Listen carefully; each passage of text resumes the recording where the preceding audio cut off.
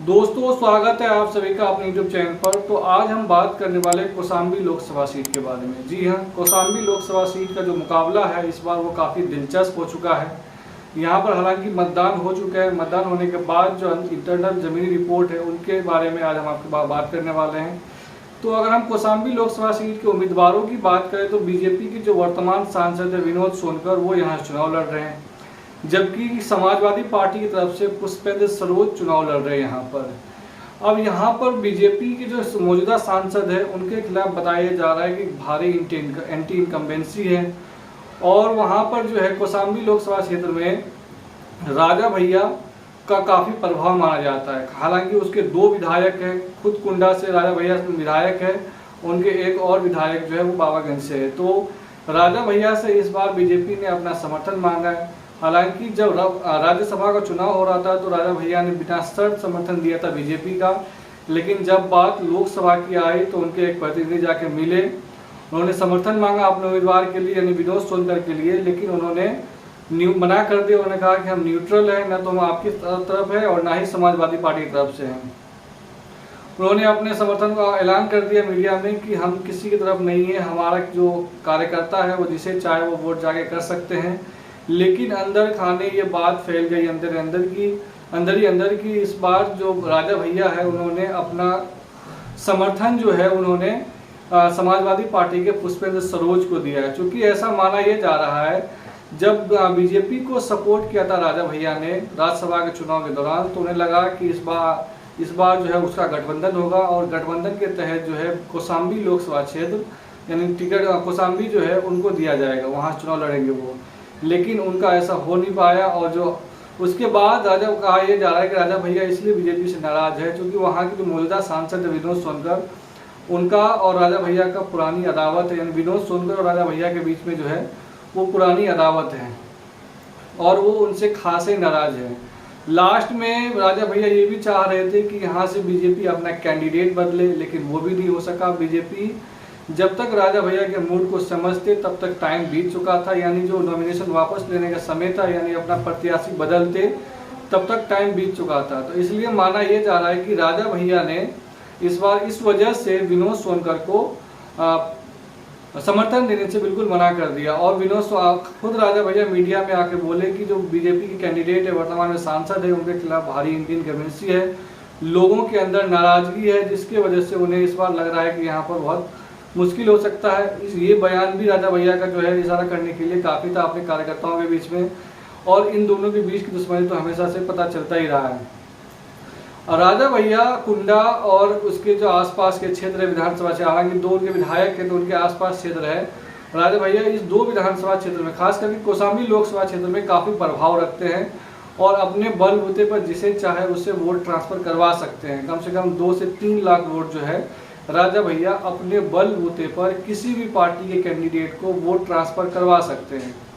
इस बार जब विधानसभा चुनाव हुआ था 2022 में, हालांकि राजा भैया कुंडा से विधायक हैं और वो हमेशा से समाजवादी पार्टी के सहयोग से चुनाव जीतते हुए आ रहे कुंडा से। इस बार बीजेपी के कैंडिडेट बीजेपी के सहयोग से चुनाव लड़ रहे थे और समाजवादी, लेकिन जितनी बार 6-7 बार वहाँ से वो विधायक बने हैं, हर बार उसका जो जीत का मार्जिन रहता था वो लगभग 1 से 1.5 लाख 2 लाख तक का होता था। लेकिन समाजवादी पार्टी ने इस बार वो बीजेपी के साथ मिलकर चुनाव लड़े थे सहयोग से, क्योंकि बीजेपी ने वहाँ अपना कैंडिडेट दिया नहीं था। तो समाजवादी पार्टी ने कहा कि हम अपना कैंडिडेट देंगे और उसका समाजवादी का कैंडिडेट होने की वजह से इस बार जो राजा भैया की जीत का मार्जिन है वो मात्र 30,000 रह गया था। इस वजह से ऐसा लगने लगा कि अगर राजा भैया समाजवादी पार्टी को समर्थन करते तो उनका स्थिति ज़्यादा मजबूत रहने वाला है, क्योंकि समाजवादी पार्टी का कौशाम्बी और कुंडा जो लोकसभा विधानसभा क्षेत्र है उनके आसपास में अच्छा खासा वोटर है। ये देखने को मिला 2022 के चुनाव में जब हो रहा था, वहाँ पर मुकाबला काफ़ी कांटे का था। राजा भैया जब जीते तो वो मात्र 30,000 वोटों के अंतर से ही चुनाव जीत पाए। इसलिए माना यह जा रहा है कि समाजवादी पार्टी का यहाँ पर अच्छा खासा वोटर है, इसलिए राजा भैया ने दूर की सोच रखते हुए इस बार समाजवादी पार्टी को समर्थन देने का अंदर ही अंदर ऐलान किया।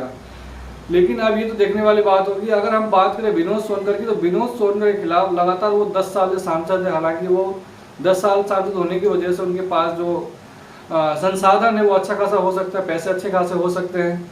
तो इसमें इस बार जो उनके खिलाफ काफ़ी भारी इनकम्बेंसी है, लोगों के अंदर भारी एंटी इनकम्बेंसी है। जो राजा भैया के कार्यकर्ता है, समर्थक, खास करके 2 विधानसभा क्षेत्र में, वो पूरा का पूरा वोट जो है वो इस बार पुष्पेंद्र सरोज के खाते में जाता हुआ दिख रहा है, क्योंकि राजा भैया ने खुल करके विरोध कर दिया है विनोद सोनकर का।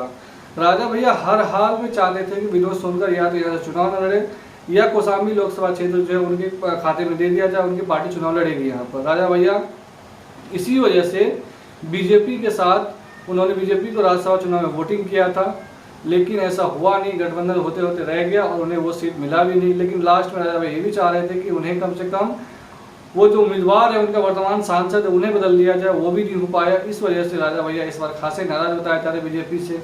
अगर हम बात करें तो हालांकि यहाँ पर ये जो कौशाम्बी लोकसभा क्षेत्र है, ये बीजेपी के उप मुख्यमंत्री केशव प्रसाद मौर्य का भी एक गढ़ माना जाता है। हालांकि वो सिराथू से इस बार चुनाव लड़ रहे थे, जहाँ से उसे हार का सामना करना डॉक्टर पल्लवी पटेल ने उसे वहाँ चुनाव हरा दिया। तो इसलिए आप कह सकते थे कि यहाँ पर जो है केशव प्रसाद मौर्य का भी थोड़ा बहुत प्रभाव है, लेकिन जितना राजा भैया का प्रभाव है उतना शायद किसी का इस क्षेत्र में नहीं है।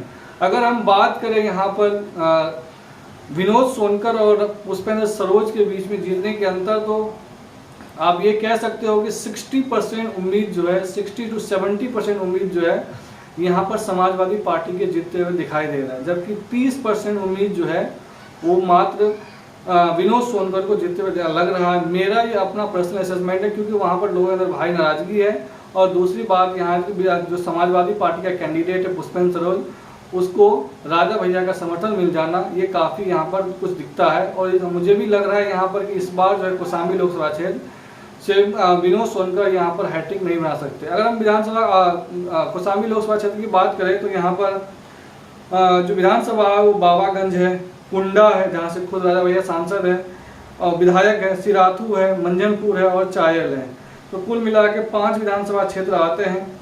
और इस वजह से यहाँ पर जो पल्लवी पटेल सिराथू से विधायक है, उन्होंने, हालांकि वो तो समाजवादी पार्टी के समर्थन से अलग हो चुकी है और वो इस बार AMIM के साथ गठबंधन करके चुनाव लड़ रही है, लेकिन मुझे नहीं लग रहा है कि वो उतना कोई प्रभाव डाल पाएगी। यहाँ से जो पुष्पेंद्र सरोज है, लगभग मुझे लगता है समाजवादी पार्टी का जो कैंडिडेट है वो जीतता हुआ दिख रहा है। और विनोद सोनकर जो, जिन्हें लगता है कि वो हैट्रिक मार सकते हैं, लेकिन मुझे लग रहा है कि राजा भैया के विरोध की वजह से वो यहाँ से चुनाव हारता हुआ दिख रहा है। आपको क्या लगता है, इस बार कौशाम्बी से विनोद सोनकर जीतेंगे या फिर पुष्पेंद्र सरोज? आप हमें कमेंट करके बता सकते हैं। चैनल पर नए हैं तो प्लीज़ चैनल को लाइक, शेयर और सब्सक्राइब कर दें। धन्यवाद।